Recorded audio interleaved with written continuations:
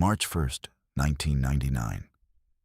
Deep inside the Bwindi Impenetrable forest of Uganda, a group of Western tourists woke up in their luxury safari tents to a sound no traveler ever expects to hear: gunfire.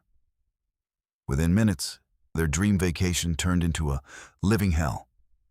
Armed rebels in military uniforms surrounded the camp, rounding up terrified civilians at gunpoint. But this was not a random robbery. These men weren't looking for wallets or passports. They were looking for nationalities. If you think you know how a safari goes wrong, brace yourself. Today, we are uncovering one of the most chilling, politically charged true crime cases in modern African history: the Bwindi Forest Massacre. We'll look at the psychological terror the hostages faced, the brutal political motive behind the attack, and the international manhunt that followed.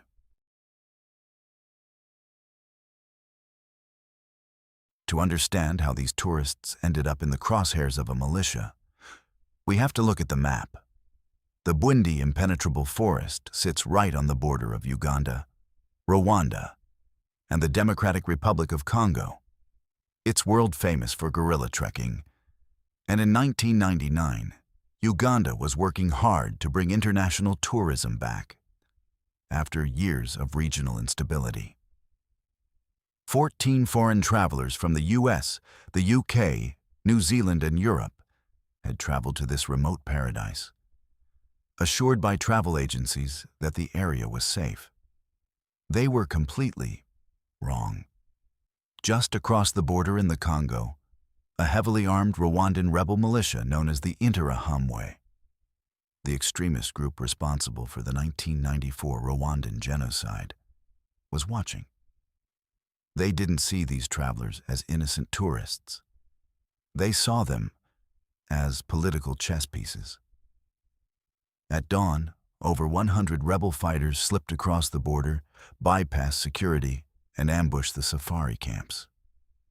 They burned the park warden's office, killed 4 Ugandan park rangers who bravely tried to defend the guests, and forced the terrified tourists out into the open. What happened next highlights the calculated psychological cruelty of the attackers. The rebels began separating the hostages. They deliberately released the French tourists. Why? Because the rebel group held deep political resentment against the US and the UK for supporting the Rwandan government. By freeing the French and keeping the Anglo-American tourists, they were sending a direct, bloody message to Western superpowers.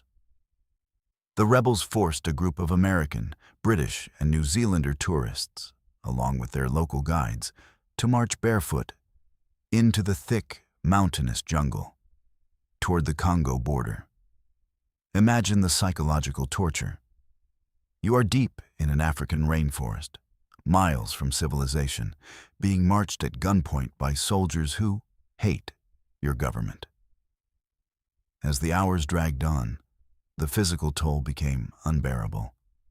The terrain was steep, muddy, and suffocating. Some of the tourists, exhausted and unable to keep up with the brutal pace, began to collapse. And that is when the situation turned from a kidnapping into a massacre. Realizing that the Ugandan military was closing in, the rebels made a horrific decision. Rather than take all the hostages across the border, they decided to eliminate those who were slowing them down. Tragically, 8 foreign tourists were brutally murdered in that forest, killed with machetes and clubs to avoid making noise that would alert the approaching troops. 6 other tourists managed to survive, some by hiding, others because they were used by the rebels to carry a terrifying message. The survivors were handed a note written by the militia, explicitly stating that Westerners were targeted to punish the US and UK. When the Ugandan military and international authorities finally reached the scene, the jungle was silent. The news shocked the world. International tourism to East Africa ground to an immediate halt. The rebels had achieved exactly what they wanted: global media attention and economic sabotage. But let's look at the psychology of the suspects. Why target soft civilian targets instead of military forces?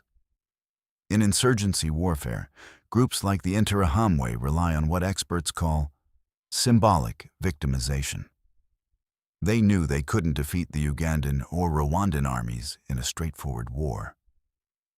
So, they changed the game. By targeting Western tourists, they guaranteed that the entire world would have to look at them. Furthermore, psychological studies of extremist militias show a process called dehumanization. To these rebels, these travelers weren't individuals with families, dreams, or stories. They were walking flags. They represented the Western governments the rebels hated. Once a criminal group reduces a human being to a mere political symbol, the psychological barrier to committing extreme violence completely vanishes. It explains why they could switch from calmly negotiating with certain hostages to executing others in a matter of moments. If you think these rebels got away with it into the depths of the Congo, this is where the story takes a massive turn. Because American citizens were killed, the FBI invoked extraterritorial jurisdiction. This meant the FBI launched a massive, years-long international manhunt deep into the African interior to track down the killers. It took years of tracking intelligence, interviewing survivors, and launching covert operations in volatile border zones. But justice, though delayed, arrived. In 2003, 3 of the Rwandan rebel leaders responsible for the Bwindi massacre were captured, extradited to the United States, and put on trial in a Washington, D.C. federal court. Survivors had to look their captors in the eye and recount the horrors of that jungle march. The men were ultimately convicted and sentenced to life in prison without parole. The message from international law enforcement was clear: you cannot hide from a war crime. Status today and lessons. Today, the Bwindi Impenetrable forest has completely transformed. It is widely considered one of the safest, most heavily protected tourist destinations in Africa. The Ugandan government, alongside international agencies, implemented hyper-strict security protocols. Paramilitary park rangers now heavily escort every single guerrilla trek, ensuring that an incident like 1999 can never happen again. But for the survivors and the families of the victims, the psychological scars never truly healed. It stands as a dark reminder of how fragile safety can be when regional conflicts spill over into the world of ordinary travel. This tragic case changed global travel security forever. But it leaves us with a profound question. I want to hear from you in the comments below. Knowing how heavily protected these tourism zones are today, would you ever take a safari into a remote, historic border zone like Bwindi? Or does a history like this make you reconsider off-the-beaten-path travel entirely? Let me know your thoughts down below. If you want to see more deeply researched, accurate true crime and survival documentaries from around the globe, hit that like button and subscribe. Thanks for watching, and I'll see you in the next case.